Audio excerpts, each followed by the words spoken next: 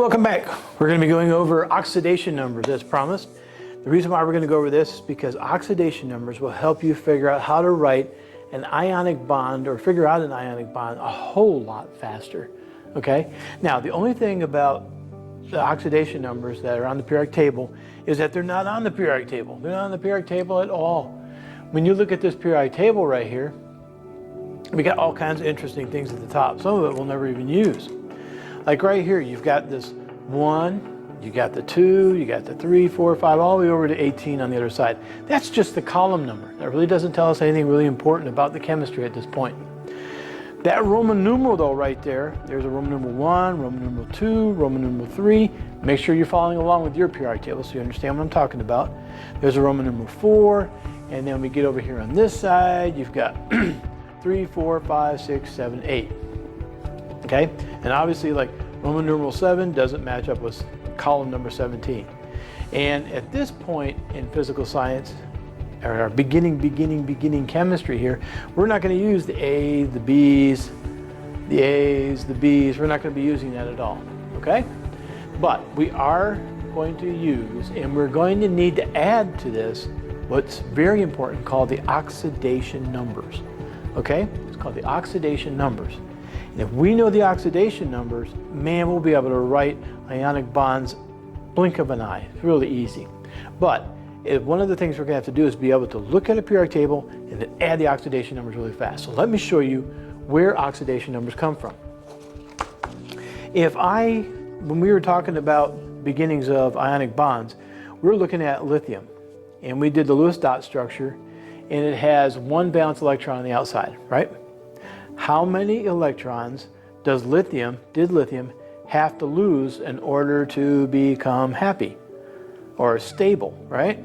And every single time we did that, this electron, because lithium is a metal, it wants to lose electrons. So as soon as it came over next to a non-metal, we learned that it would lose that electron right there, okay? Once it loses that electron, whoo, it's stable, it's happy. It's a good happy atom, okay?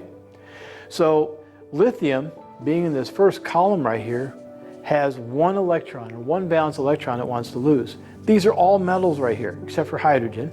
These are all metals right here, from lithium right on down to francium. And they're all in column number 1 because they got a Roman numeral 1, which means they want to lose one electron, okay?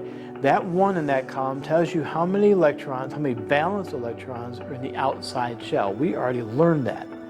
But what we're going to do is we're going to add another number to the top of this column, and it is called the oxidation number. Oxidation number tells you,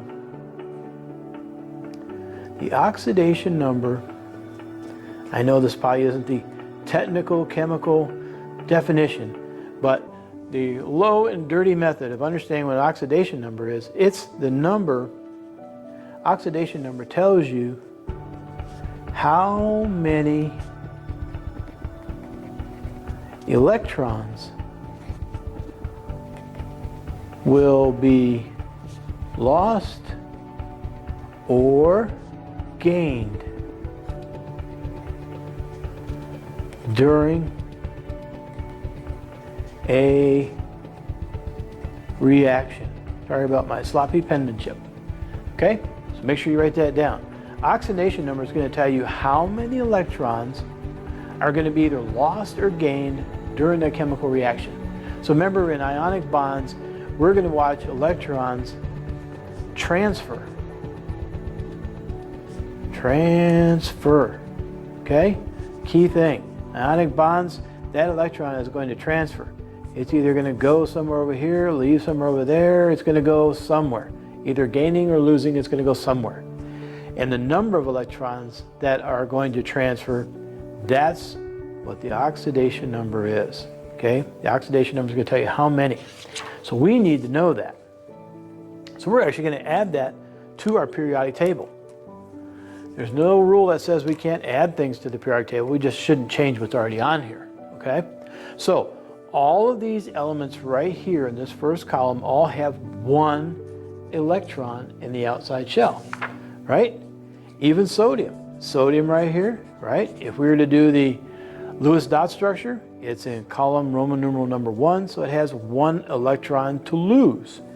Even cesium down here, cesium, it's got a Roman numeral 1 at the top, so it has 1 electron in the outside shell, which means cesium, because it's a metal, wants to lose that 1 electron. It wants to transfer, it wants to get rid of that thing really bad.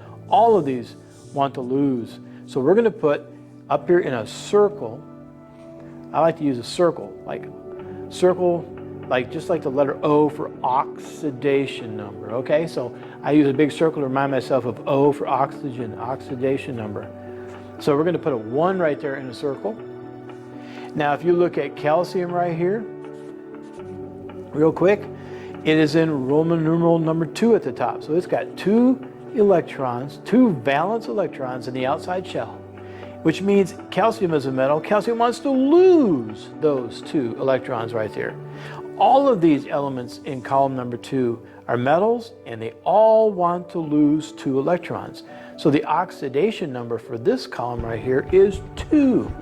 So we're going to put a 2 and a big O around it for oxidation. Now the transition metals here in the middle, they're a different kind of animal altogether. So we're going to go over that a little bit later. So we're going to skip that part right there for now. And now we're going to go over here. Boron over here is a non-metal, and boron has, let's see, well, the way the pattern works here, boron is going to have an oxidation or transfer 3 electrons.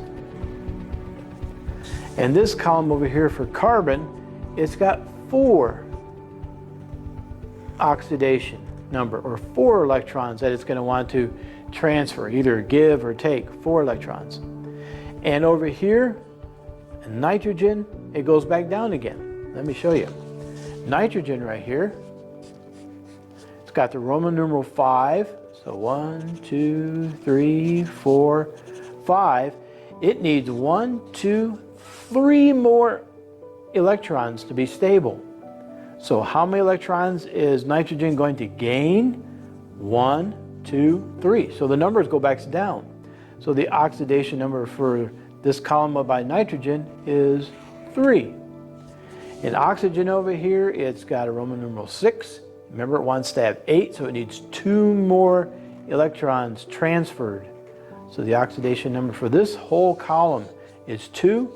And this oxidation number, the last one, is a 1. So it's really easy. I showed you where the oxidation number comes from, but as far as writing them in, it is a no-brainer, my friends. All you do is write down 1, 2, 3, 4, 3, 2, 1. Okay? So 1, 2, 3, 4, 3, 2, 1. Piece of cake. Oxidation numbers. Okay? 2 things I want to make sure you can do. Number 1, where in the world does an oxidation number come from? Why did it come from? It's because that's the number of electrons that need the transfer.